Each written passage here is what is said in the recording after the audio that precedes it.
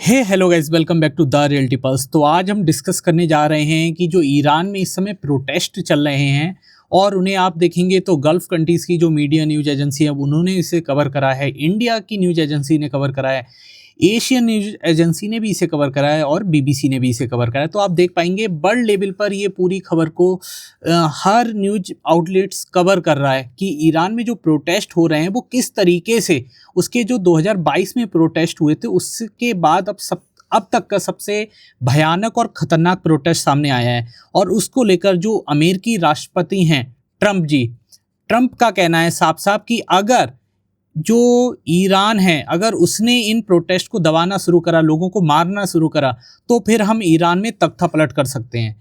तो इस पूरी वीडियो में हम समझेंगे कि किस तरीके से ट्रंप ने मतलब यूएसए ने ईरान को धमकी दी है और किस तरीके से जो ईरान है उसमें ये प्रोटेस्ट किस तरीके से लगातार फैल रहे हैं, चाहे वो उसके गांव के एरिया हों चाहे वो शहर हो। और इसकी तुलना चीन में जैसे प्रोटेस्टों को दबाया गया था एक टाइम पर, यहाँ पे मैं फ़ोटो भी लगा दूंगा उसका, बिल्कुल चीन से तुलना करी जा रही है ईरान की।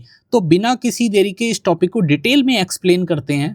तो यहाँ पर आप देख पाओगे कि ईरान में जो प्रोटेस्ट हो रहे हैं उनकी तस्वीर कितने विविध रूप से वायरल हो रही है पूरी दुनिया में, कितने ज़्यादा लोग एक्टिव हैं यहाँ पर आप देख पाओगे। लगातार द हिंदू ने भी इसे कवर करा है।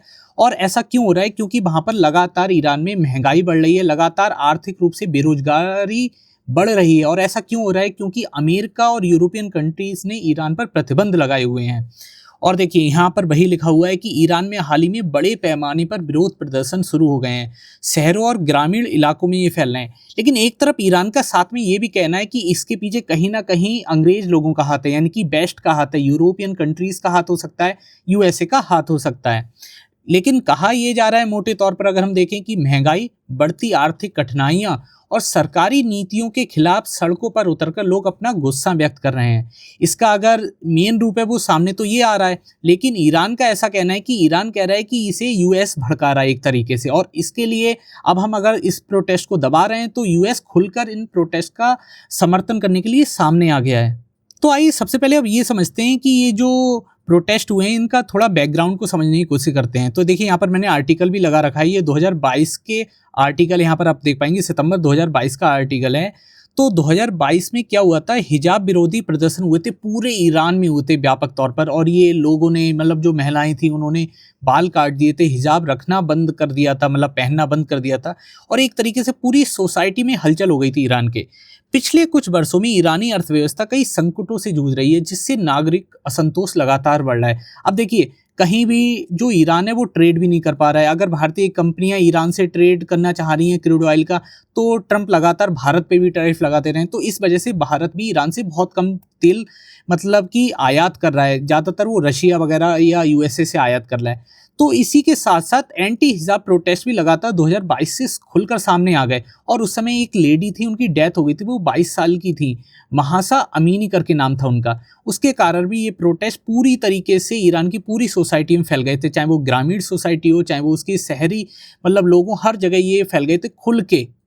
पूरी दुनिया ने मतलब एक तरीके से इसका समर्थन भी किया था। और अगर इसका इमीडिएट इकोनॉमिक अगर टिगर्स देखें तो जैसे ही ये प्रोटेस्ट फैले तो करीबन यहाँ पर देखिए लगा हुआ है, द गार्जियन की रिपोर्ट कहती है कि 32 शहरों में ईरान के ये प्रोटेस्ट फैले हुए हैं, 32 शहरों में। और कारण क्या है? क्यों? आर्थिक मंदी के कारण लगातार अर्थव्यवस्था गिर रही है, वहाँ की मुद्रा गिर रही है। जैसे भारत की मुद्रा अभी डॉलर के मुकाबले 90 रुपए पर जा गई है, उसी तरीके से ईरान की भी मुद्रा लगातार गिर रही है। तो वहाँ पर ये प्रोटेस्ट बुरी तरीके से फैलते हुए सामने आ रहे हैं। यहाँ पर लिखा हुआ भी है, देखिए, महंगाई दर, मुद्रा का लगातार पतन लोगों में नाराजगी और असंतोष पैदा कर रहा है। और जैसे रोज़मर्रा की वस्तुएं होती हैं डेली यूज़ की, जैसे भोजन हो गया, ईंधन हो गया, फ्यूल हो गया, लगातार महंगे होते जा रहे हैं, जो एक नॉर्मल लाइफ है मतलब उसे बहुत कठिन सा बना दे रहे हैं। चाहे वो एक तरफ हो गया आपको इलेक्ट्रिसिटी हो गई, पानी की आपूर्ति समस्याएं भी नागरिकों की नाराजगी को लगातार बढ़ा रही हैं। और इसका फ़ायदा कहीं ना कहीं हम सब जानते हैं, इसका फ़ायदा उठाएगा यूएसए, क्योंकि वो सीधे सीधे ट्रंप के कार्यकाल में उनका ये तय है कि वो ईरान को एक पूरी तरीके से दबा करके तो रहेंगे ही। अब देखिए अगर ये ईरान की गवर्नमेंट की तरफ से बात करें तो यहाँ पर आप देख पाओगे जो ईरान की जो सर्वोच्च लीडर हैं, जो मेन हेड है, उनका कहना है कि ये सब यूएसए फैला रहा है। यूएसए ईरान में तरीके के आंदोलन करके ये घोषित करना चाहता है कि ईरान लगातार अव्यवस्थित हो रहा है और हम ईरान में अटैक करेंगे। तो देखिए, ईरान सरकार ने कहा ये विरोध प्रदर्शन पर सख्त कार्रवाई सबसे पहले उन्होंने शुरू कर दी और कई शहरों में सुरक्षा बलों का इस्तेमाल भी किया है।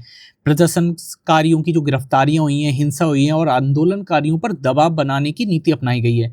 जो ईरान के सुप्रीम लीडर हैं, उन्होंने कहा है कि ये सही प्रदर्शन और दंगा करने वालों में अंतर बताया और इसके लिए कड़ा रुख अपनाया। उन्होंने कहा है कि कुछ लोग सही प्रदर्शन कर रहे हैं, लेकिन कुछ लोग यूएस के बहकावे में आकर लगातार ईरान में दंगे फैलाने की कोशिश कर रहे हैं, जिससे ईरान की छवि लगातार खराब हो। इस वजह से ईरान इन प्रदर्शनों के खिलाफ सख्त रुख अपना रहा है। तो देखिए, अब बात अगर करें हम यूएस के इन्वॉल्वमेंट की, तो देखिए बीबीसी ने यहाँ पर कवर करा हुआ है। देखिए, यूएस जो उसके राष्ट्रपति हैं ट्रंप, उन्होंने ईरान को चेतावनी दी है, मतलब साफ साफ लहजे में कहा है कि अगर प्रदर्शनकारियों को नुकसान होगा तो अमेरिका तैयार है। तो यहीं पर समझ नहीं आता है कि इन्हें प्रदर्शनकारियों से कोई मोहब्बत नहीं है। कहीं ना कहीं पीछे जैसे बांग्लादेश में यूएस ने किया था, उसी तरीके से कहीं ना कहीं ये दंगे भड़काते हैं दूसरे देश में, फिर वहाँ की सरकार को कहते हैं ये इसे जन समर्थन इसने खो दिया, अब हम इसे गिरा देंगे। उसी तरीके से ईरान में यूएस कर रहा है। अब ट्रंप की धमकी ने ईरानी नेतृत्व पर अंतर्राष्ट्रीय दबाव और सैन्य खतरों को बढ़ा दिया है। जो ईरान के एक मतलब मेन लीडर के करीबी हैं, उनका नाम है अली लारीजानी, उन्होंने कहा है कि अमेरिका को ईरान के आंतरिक मामलों में दखल नहीं देना चाहिए और ऐसा तो हो नहीं सकता। अभी आपको पता होगा कि अभी उन्होंने वेनेजुएला में दखल किया है, वो ग्रीनलैंड को अपना कहना चाह रहे हैं, वो ताइवान के चीन के मामले में दखल देते हैं, वो भारत के मामले, भारत पाकिस्तान के मामले में दखल देते हैं, चाहे वो कश्मीर का मुद्दा रहा हो, हर जगह तो वो दखल देते हैं, तो यहाँ पे भी वो दखल देंगे, ये सीधी सी बात है।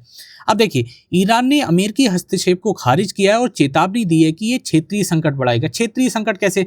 आपको लगातार पता होगा कि इजराइल और हमास लगातार एक्टिव है, तो उस कारण गल्फ कंट्रीज में लगातार कॉन्फ्लिक्ट बढ़ता जा रहा है। इसके अलावा यमन में भी लगातार यूएई और सऊदी अरब का बीच जो प्रतिस्पर्धा है वो लगातार बढ़ रही है। सऊदी अरब ने जो यमन का पोर्ट है उस पर अटैक कर दिया है, आपको पता होगा।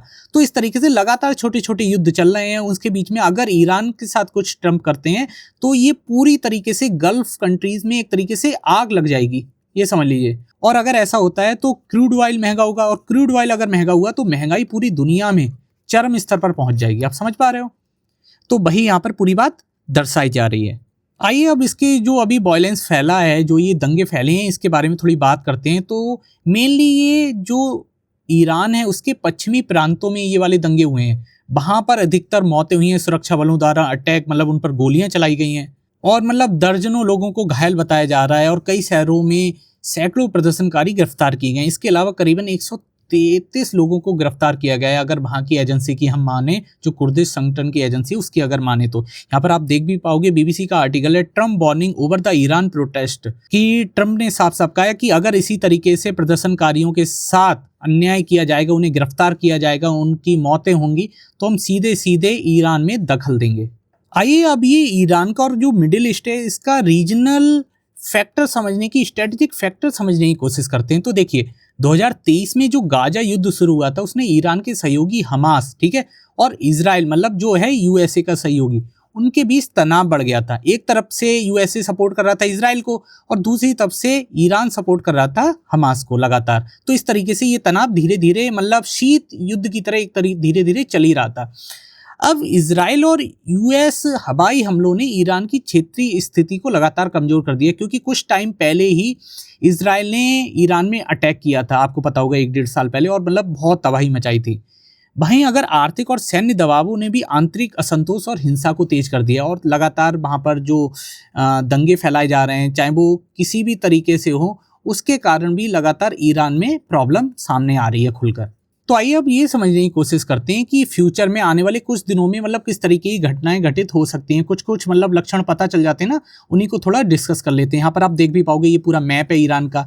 मैं आपसे ये पूछना चाहूँगा, ये देखिए, ये पर्शियन गल्फ है, तो ये कौन सा देश है? यहाँ पर ये छोटा सा दिख रहा है ना, देखिए यहाँ पर ये छोटा दिख रहा है, ये किस देश की बॉर्डर है? और यहाँ पर तो आपको पता है, यहाँ पर ओमान की खाड़ी है, ये पर्शियन गल्फ है, फारस की खाड़ी है, लेकिन ये कौन सा देश है जो ईरान के साथ याले चोक पॉइंट पर अवस्थित है?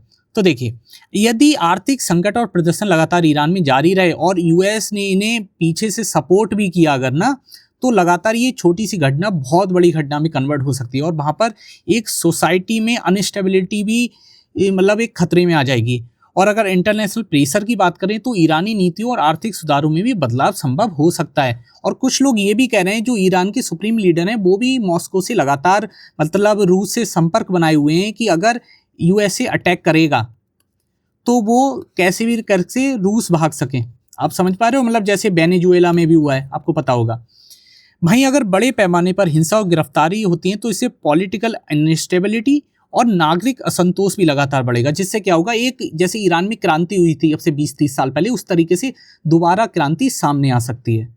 तो आई होप यहाँ पर आप पूरे मैटर को समझ पाए होगे कि जो ये डेवलपमेंट हुई है इंटरनेशनल लेवल पर गल्फ कंट्रीज़ में, वो किस तरीके से हमारे लिए इतनी ज़्यादा जानना जरूरी है, क्योंकि इंडिया लगातार तेल आयात करता है और अगर वहाँ पर कुछ भी ऐसी घटना घटित होती है तो वो हमारी रोज़मर्रा की ज़िंदगी पर भी प्रभाव डाल सकती है। तो आई होप आपको अगर वीडियो पसंद आई हो तो इसे लाइक कीजिए, चैनल को सब्सक्राइब कीजिए। मिलते हैं नेक्स्ट वीडियो में, तब तक के लिए नमस्कार।